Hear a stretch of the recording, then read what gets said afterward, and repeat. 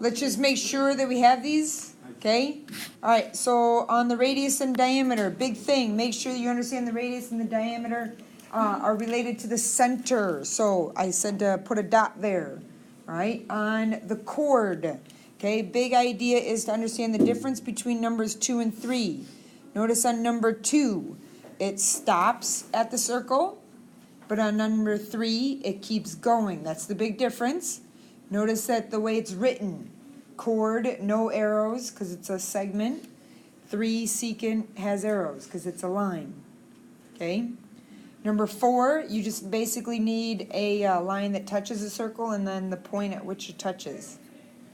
Okay? And then number 5, minor arc, major arc, semicircle. Reminder, minor arc less than 180. Major arc, okay, I had to say ABD. If I said AD, then it would have gone to the left, and it would have been a minor.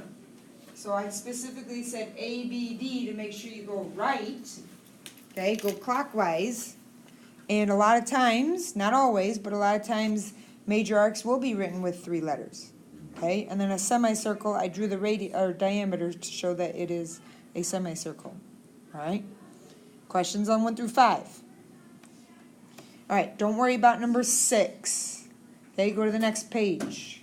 Okay, on number 8, when a tangent meets a radius, concept that you're supposed to remind yourselves of is that it forms a right angle. Reminder, what we're going to eventually do is we are going to make a right triangle and we're going to use the Pythagorean theorem, okay? So you didn't have to put in that part. Measure of a central angle, remember, is equal to the measure of the arc. That's the big concept for number 9. Number 10, there are 2 concepts. Remember, we said the arcs are congruent, so arc AB is congruent to CD. 2 possible ways. Number 1, if the radius and the central angle are equal to each other. Okay, number 2, if the chords are congruent, then the arcs are congruent. So we learned it 2 ways, okay? So make sure you understand that idea, okay? Questions on any of those?